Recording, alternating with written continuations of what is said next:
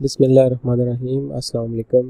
आज हम डिस्कस करेंगे जी कौन से ऐसे इनपुट टैक्सेस हैं जो आप एडजस्ट कर सकते हैं अपनी मंथली सेल टैक्स में और रिटर्न में, और कौन से ऐसे सेल टैक्स क्लेम्स हैं जो आपको सेल टैक्स एक्ट 1990 जो है वो एडजस्टेबिलिटी से मना करता है।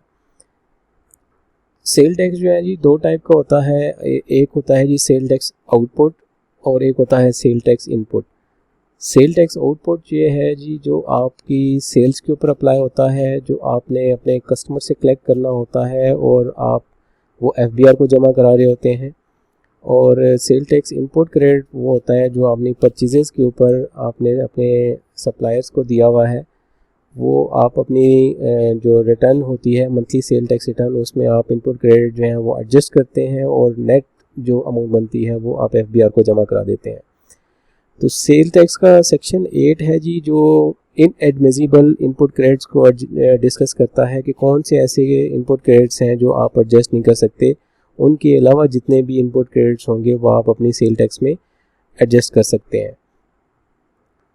सेल टैक्स जो इनडायरेक्ट टैक्सेस में आता है। इनडायरेक्ट टैक्स इस तरह से है कि आपका जो सेल टैक्स पे करने वाला होता है वो एक मिडिल मैन के तौर पे काम कर रहा होता है। वो अपने कस्टमर से सेल टैक्स लेता है और एफबीआर को जमा कराता है। वो अपनी पॉकेट से सेल टैक्स एफबीआर को नहीं दे रहा होता, बल्कि वो कस्टमर से सेल टैक्स कलेक्ट करता है और एफबीआर को जमा करा देता है। तो सेल टैक्स जो है ये एक इनडायरेक्ट टैक्सेस में आता है।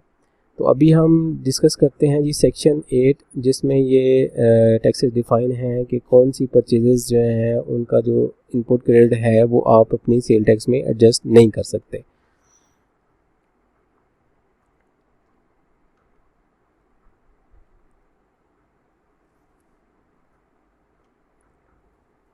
पार्ट ए है जी सेक्शन 8 का। कोई भी ऐसी गुड्स सर्विसेज जो टैक्सेबल सप्लाईज के अलावा किसी पर्पज़ के लिए यूज़ की गई हैं उनका सेल टैक्स आप एडजस्ट नहीं कर सकते। अगर आपने कोई परचेजेस की हैं जिनका पर्पज़ जो था वो टैक्सेबल सप्लाईज या सर्विसेज प्रोड्यूस करना नहीं था, तो उनका जो परचेजेस का इनपुट क्रेडिट है वो आप एडजस्ट नहीं कर सकते। इसकी एग्जांपल जो है वो ये हो सकती है कि एक रेस्टोरेंट है, वो अपनी एम्प्लॉइज़ को फ्री फूड प्रोवाइड कर रहा है ड्यूरिंग ड्यूटी आवर्स, वो फ्री फूड दे रहा है, तो उनके ऊपर परचेजेस के ऊपर आपने कोई सेल टैक्स दिया हुआ है तो वो इनपुट क्रेडिट आप एडजस्ट नहीं कर सकते।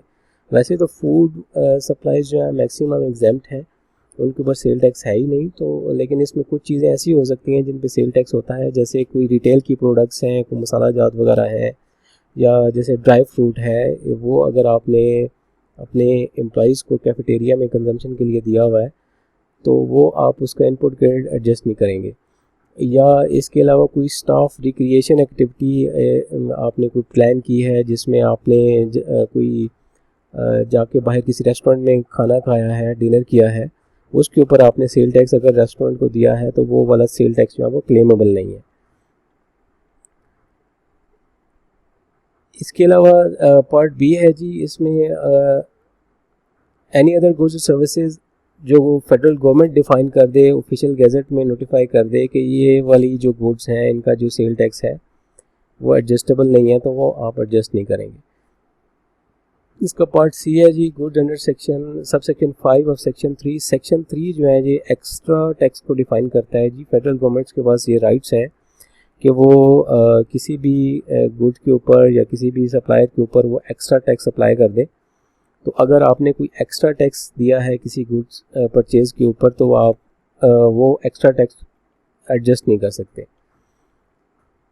नेक्स्ट पार्ट है जी C A, goods and services in respect of which sale tax has not been deposited in the government treasury by the respective supplier, कि आपने के सप्लायर ने आपसे सेल टैक्स लिया था और वो आपने एफबीआर को जमा नहीं कराया हुआ, तो वो इनपुट क्रेडिट आप एडजस्ट नहीं कर सकते। करंट सिनेरियो के अंदर जो सेल टैक्स रिटर्न का सिस्टम है उसमें ये पॉसिबल नहीं है। जस्ट इसको लॉ का पार्ट बनाने के लिए ये पॉइंट डाल दिया गया है कि आपने अगर करंट सिनेरियो के अंदर अगर आप कि सप्लायर ने कोई आपकी सेल आपसे रिलेटेड परचेज़ थी वो उसने डिस्क्लोज़ ही नहीं की हुई, पोर्टल पे अपलोड ही नहीं की हुई, तो आप क्लेम कर ही नहीं सकते। नेक्स्ट पार्ट है जी क्रेस्ट के अंदर आपकी कोई डिस्क्रिपेंसी अगर किसी इनवॉइस से रिलेटेड, किसी परचेज से रिलेटेड पर्टेन करती है। क्रेस्ट क्या है जी? CREST computerized risk based valuation system है। वो क्रेस्ट सिस्टम ये करता है कि आपकी जो भी परचेजेज आपने डिस्क्लोज की होती हैं अपनी रिटर्न के अंदर, उन इनवॉइसेस को आपके सप्लायर की रिटर्न के साथ मैच करता है। अगर वो इनवॉइसेस मैच ना कर रही हो, नंबर मैच ना कर रहा हो, इनवॉइस नंबर या सेल टैक्स की अमाउंट मैच ना कर रही हो, तो वो आपको डिस्क्रिपेंसी अलर्ट दे देगा कि आपके वेंडर ने आपकी ये वाली इनवॉइस जो है वो डिस्क्लोज ही नहीं की हुई या इसके ऊपर कम टैक्स अपलोड किया हुआ है। क्रैश सिस्टम जी तकरीबन 2013 में ये इम्प्लीमेंट हुआ था और इसके अंदर अभी करंट जो सेल टैक्स रिटर्न है वो डिस्क्रिपेंसीज अगर 2013 से 2016 जून 2016 तक अगर कोई डिस्क्रिपेंसी परटेन करती हैं तो वो आपकी रिटर्न में शो हो रही होंगी। जो क्रैश सिस्टम है जी, इसको फर्दर नेक्स्ट सिस्टम के साथ रिप्लेस कर दिया गया है जो है जी स्ट्राइव, जिसको कहते हैं। स्ट्राइव जो है जी sale tax real time invoice verification. जो करंट हमारी सेल टैक्स रिटर्न है वो इसी STRIVE based real time invoice verification system से पर्टेन करती है कि जब तक आपका जो सप्लायर है वो अपनी परचेजेज अपनी सप्लाईज जो हैं वो डिस्क्लोज़ नहीं करता, तो आपके पास सेल टैक्स रिटर्न में उसकी जितनी भी परचेजेज होंगी वो आपके पास क्लेमेबिलिटी के लिए शो ही नहीं होंगी। जो ओल्ड क्रैश सिस्टम था ये परचेजेज इसके कोई डिफरेंट फीचर्स थे, ये डिफरेंट किस्म के काम करता था कि जिसमें आपकी purchases input tax adjustment buyer and supplier से रिलेटेड उनको वेरीफाई करता था। Zero related supply to registered person with non active ATL, ये डिस्क्रिपेंसीज जो हैं ये 3 4 5 डिस्क्रिपेंसीज हैं। इस तरह की चीज़ें क्रैश सिस्टम ने आइडेंटिफाई की थी और ये जिन पर्सनस के रिटर्न्स में ये डिस्क्रिपेंसीज थी वो उनकी रिटर्न में ये रिपोर्ट हुई। नेक्स्ट पार्ट डी है जी, अगर आपके सप्लायर ने फेक इनवॉइसेस इशू की हुई हैं आपको, वो अगर सीरियली नंबर्ड नहीं है या जो सेल टैक्स एक्ट का सेक्शन 23 है उसके हिसाब से वो क्राइटेरिया पे पूरी नहीं उतरती, तो वो इनवॉइसेस जो हैं वो फेक हैं और उनका जो सेल टैक्स है वो आप एडजस्ट नहीं कर सकते। नेक्स्ट है जी purchases made by registered person in case he fails to furnish the information. अगर FBR के पास ये राइट्स हैं, बोर्ड के पास ये राइट्स हैं सेक्शन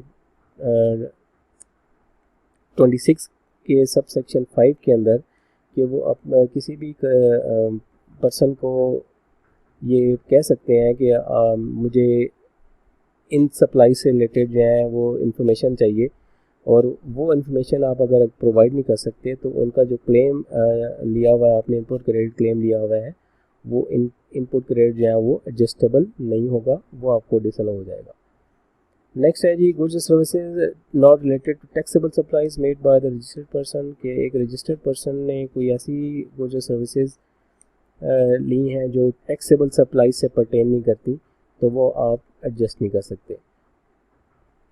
नेक्स्ट पॉइंट जी है जी goods services acquired for personal और नॉन बिजनेस यूज़, के अगर आपने ये मिलते जुलते ही पॉइंट हैं दोनों, FG और पॉइंट A जो था इसका, ये एक ही पर्पज़ है इनका कि अगर आपने पर्सनल यूज़ के लिए या कोई भी गुड्स जिसके आप अल्टीमेट कंज्यूमर हैं और वो फर्दर टैक्सेबल एक्टिविटी के लिए इनिशिएट करने के लिए नहीं यूज़ की गई, तो वो गुड्स और सर्विसेज जो हैं उनका इनपुट टैक्स क्रेडिट आप एडजस्ट नहीं कर सकते। नेक्स्ट पॉइंट H है जी गुड्स और सर्विसेज गुड्स यूज्ड और permanently attach to immovable property, जैसे बिल्डिंग है, बिल्डिंग और कंस्ट्रक्शन मटेरियल है, इमूवेबल प्रॉपर्टी के साथ अटैच हैं, पेंट्स हैं, इलेक्ट्रिकल और सैनिटरी फिटिंग्स हैं या वायर्स और केबल्स हैं, इनका इनपुट एडजस्ट नहीं कर सकते। इसमें एक्सक्लूजन हैं कि अगर आपने ये चीज़ अगर दोबारा रीसेल पर्पस के लिए ली है, परचेज़ की है या प्रोडक्शन और मैन्युफैक्चरिंग ऑफ टैक्सेबल गुड्स आपने ये परचेजेज अगर की हैं तो आप एडजस्ट कर सकते हैं, अदरवाइज एडजस्टेबल नहीं होगा इनका इनपुट। नेक्स्ट पॉइंट है जी vehicles falling under chapter 87 of the first schedule of the custom act 1969 और पार्ट्स ऑफ सच व्हीकल्स के जो अगर आपको ने कोई गाड़ी ली है जो कि chapter 87 of the first schedule में फॉल करती है, या उसके कोई पार्ट्स लिए हैं, फर्नीचर फिटिंग्स लिए हैं या ऑफिस इक्विपमेंट लिए हैं, तो उनका सेल टैक्स आप एडजस्ट नहीं कर सकते। इसमें एक एक्सक्लूजन भी है, इलेक्ट्रॉनिक कैश रजिस्टर्स जो हैं वो एक्सक्लूडेड हैं इससे। लेकिन अगर आपने यही गुड्स जो है वो रीसेल पर्पज़ के लिए ली हुई है तो आप उसका इनपुट एडजस्ट कर सकते हैं। व्हीकल्स के केस में एक और सिनेरियो भी हो सकता है कि अगर एक रेंट ए कार सर्विस है और उन्होंने गाड़ियाँ परचेज़ की हैं तो उस केस में भी आपका जो इनपुट क्रेडिट है वो एडजस्टेबल होगा, क्योंकि आपने जो व्हीकल्स परचेज़ किए हैं फर्दर उनसे आपने टैक्सेबल एक्टिविटी करनी है और आपने रेवेन्यू जनरेट करना है जो कि टैक्सेबल होगा।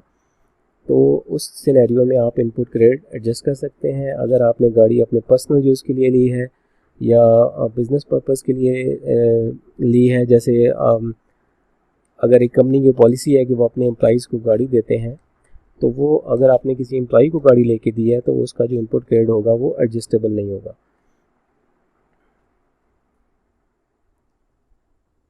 नेक्स्ट पॉइंट है जी गुड्स और services in respect of which input adjustment is barred under the respective provincial sale tax law. किसी प्रोविंशियल सेल टैक्स के अंदर अगर कोई सर्विसेज ऐसी हैं जिनका इनपुट टैक्स जो है वो रेस्ट्रिक्ट कर दिया गया है, डिसअलाउ कर दिया गया है, तो वो भी इनपुट क्रेडिट आप एडजस्ट नहीं कर सकेंगे। करंट सिनेरियो में जो आपके प्रोविंसेस में रिड्यूस रेट सर्विसेज हैं उनका सेल टैक्स जो है वो एडजस्टेबल नहीं है। रिड्यूस रेट वो होता है जी जो आपके स्टैंडर्ड रेट से कम रेट हो, जैसे फेडरल में अगर 15% रेट है तो 15% के अलावा अगर कोई रेट है 10% है, 5% है, तो वो रिड्यूस रेट होगा। अभी करंट सिनेरियो में जो व्हीकल्स रिपेयर वर्कशॉप्स हैं उनकी सर्विसेज के ऊपर 5% टैक्स अप्लाई होता है प्रोविंशियल टैक्स के अंदर। तो वो जो टैक्स होगा वो आपका एडजस्टेबल नहीं होगा। आईटी सर्विसेज के ऊपर भी 5% टैक्स है फेडरल में, सिंध में वो 3% टैक्स है, तो वो input tax as a input tax claimable नहीं होगा। नेक्स्ट पार्ट है जी इम्पोर्ट ऑफ और परचेज ऑफ एग्रीकल्चर मशीनरी और equipment subject to sale tax at the rate of 7%। 8 schedule के अंदर आपने सेल टैक्स दिया हुआ है। 8 स्केड्यूल के हिसाब से 7% टैक्स आपने एग्रीकल्चर मशीनरी की परचेज या इम्पोर्ट पे दिया हुआ है, तो वो जो इनपुट क्रेडिट है वो आप एडजस्ट नहीं कर सकते। नेक्स्ट पार्ट है जी from the date to be notified by the board such goods or services which at the time of filing of return by the buyer have not been declared by the supplier in his return or has not paid amount of sale tax। अगर आपके supplier ने sale tax जो है वो declare किया है और पे नहीं किया तो भी आप उसका इनपुट क्रेडिट एडजस्ट नहीं कर सकते, और अगर डिक्लेयर ही नहीं किया तो भी आप उसका इनपुट टैक्स एडजस्ट नहीं कर सकते। तो इसकी डेट जो है वो स्टार्ट हो चुकी है जुलाई 2016 के बाद कि आपका जो स्ट्राइप सिस्टम इम्प्लीमेंट हुआ है उसमें अगर आपके सप्लायर ने इनपुट जो अपना परचेजेस थी आपकी वो डिक्लेयर ही नहीं की हुई अपनी रिटर्न में, तो आप उसका इनपुट क्रेडिट एडजस्ट नहीं कर सकते। नेक्स्ट पॉइंट है जी अगर आपने ऐसी गुड्स और सर्विसेज जिनकी सप्लाईज जो हैं जिनसे रिलेटेड सेल जो है वो आपने अनरजिस्टर्ड डिस्ट्रीब्यूटर को की है, तो उसका सेल टैक्स जो है प्रोरेटा बेसिस के ऊपर आपको डिसअलाउ हो जाएगा। और उनका CNIC या NTN भी आपके पास नहीं है, उसकी इनवॉइस पे आपने मेंशन नहीं किया और वही आपने FBR में रिपोर्ट भी नहीं किया, तो उसका जो इनपुट क्रेडिट है वो आपको प्रोरेटा के बेसिस के ऊपर डिसअलाउ हो जाएगा। इस सिनेरियो को हम एक एग्जांपल की मदद से समझ लेते हैं। अगर आपके टोटल जो सेल थी, जो सेल टैक्स था वो 1,20,000 था, इस 1,20,000 में से 20,000 जो है वो अनरजिस्टर्ड डिस्ट्रीब्यूटर को आपने सेल की थी और बाकी जो सेल थी वो रजिस्टर्ड लोगों को थी। तो इस 20,000 की 120,000 पे रेशो निकाली जाएगी जो कि 17% बनती है। तो इसी 17% के हिसाब से आपका जो इनपुट क्रेडिट टोटल अगर वो 50,000 था तो 8,333 रुपये आपको डिसअलाउ होंगे और आपका जो इनपुट क्रेडिट एडजस्टेबल होगा वो 41,666 हो जाएगा। यानी 41,666 आप एडजस्ट कर सकते हैं बजाय इसके कि आप 50,000 एडजस्ट करें। उसके रीज़न कि आपका जो सेल थी वो आपने अनरजिस्टर्ड डिस्ट्रीब्यूटर को की है और अनरजिस्टर्ड डिस्ट्रीब्यूटर का CNIC या NTN भी आपने प्रोवाइड नहीं किया। नेक्स्ट पॉइंट है जी, अगर एक बंदा टैक्सेबल और नॉन टैक्सेबल दोनों किस्म की सप्लाईज में डील करता है तो वो जो इनपुट टैक्स होगा वो उन्हीं गुड्स का कर सकता है, एडजस्ट कर सकता है जो उसकी टैक्सेबल सप्लाई से परटेन करती है। अगर तो ये गुड्स जो है वो सेपरेबल हों कि आपने नॉन टैक्सेबल सप्लाईज में कौन सी गुड्स यूज़ की हैं, कौन सी परचेजेज यूज़ की हैं, तो वो वाली परचेज आपको अलाउ नहीं होंगी। और अगर ये सेपरेबल नहीं है तो वो रेशो के हिसाब से आपकी सेल्स के हिसाब से देखा जाएगा कि आपकी टोटल सेल्स का टैक्सेबल और नॉन टैक्सेबल कितनी परसेंट बनती है, तो नॉन टैक्सेबल भी उसी रेशो से आपकी इनपुट को रिड्यूस कर देंगी। नेक्स्ट पॉइंट है जी, इनपुट एडजस्ट करने के लिए आपका सेल टैक्स में रजिस्टर होना ज़रूरी है। अनरजिस्टर्ड पर्सन जो होगा वो इनपुट क्रेडिट एडजस्ट या रिक्लेम नहीं कर सकता in respect of taxable supplies made और to be made by him.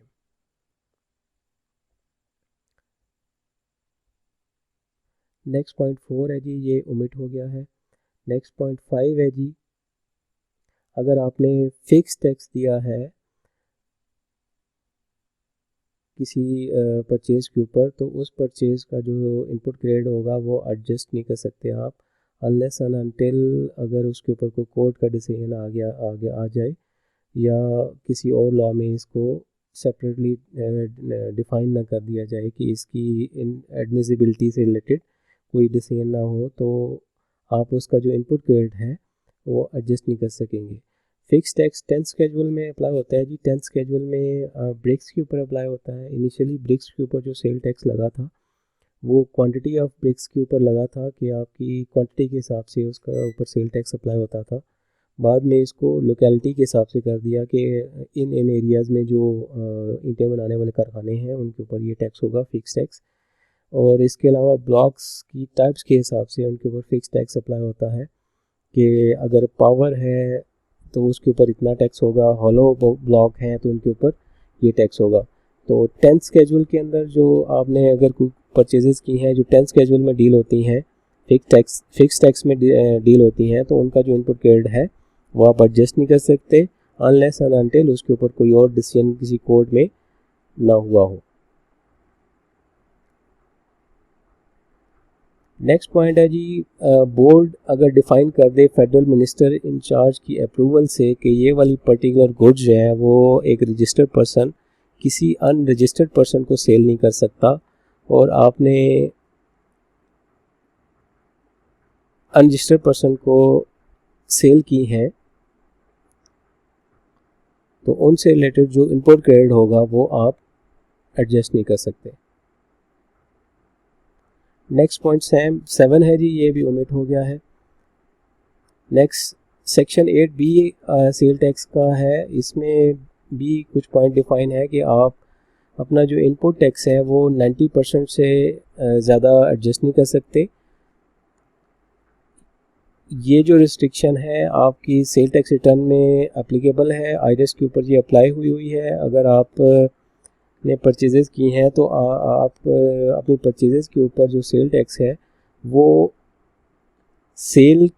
Total sale के ऊपर जो सेल टैक्स बनता था उसका 90% तक एडजस्ट कर सकते हैं। एक्सीडिंग अमाउंट 10% की अमाउंट जो है वो आपने एटलीस्ट FBR को देनी है। यहाँ पे दो एक्सक्लूजन्स हैं। एक एक्सक्लूजन है जी फिक्स एसेट्स की। फिक्स एसेट्स के केस में ये डिफ़ाइन है जी कि अगर आपने फिक्स एसेट्स परचेजेस की हैं और उनको सेपरेटली अपनी सेल टैक्स रिटर्न में मार्क भी कर दिया है कि ये हमारी फिक्स एसेट्स की परचेजेज हैं, तो फिक्स एसेट्स के ऊपर अगर आपने सेल टैक्स दिया हुआ है तो वो सेल टैक्स इस 90% की कैलकुलेशन में इंक्लूड नहीं होगा। और इसके अलावा जो अगर एक पर्सन है वो रिटेल की गुड्स में डील कर रहा है, उसके अलावा उसकी कोई परचेजेज या सेल्स नहीं है, तो वो through an application to the FPR एक अप्रूवल ले सकता है कि वो more than 90% sale tax adjust कर सकता है। तो ये दो इसमें एक्सक्लूजन्स हैं। नेक्स्ट पॉइंट है जी टीयर 1 रिटेलर्स। अगर एसटीजीओ में एफबीआर ने सेल टैक्स जनरल ऑर्डर में आपका नाम डाल दिया है कि आपके जो पीओएस हैं उनको एफबीआर के सिस्टम के साथ इंटीग्रेट होना है और आपने इंटीग्रेशन नहीं कराई हुई, तो आपका जो सेल टैक्स इनपुट होगा वो 60% तक रिस्ट्रिक्ट कर दिया जाएगा। ये जो रिस्ट्रिक्शन है ये परमानेंट नहीं है, परमानेंट डिसअलाउ नहीं है।